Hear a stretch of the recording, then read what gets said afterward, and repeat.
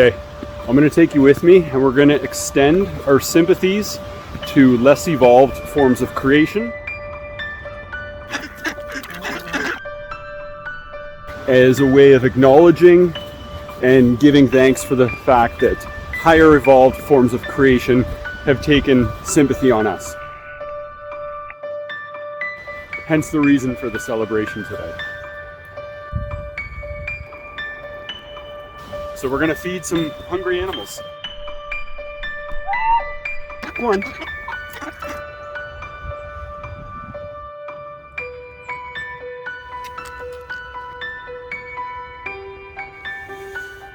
Have you been a good girl for Christmas?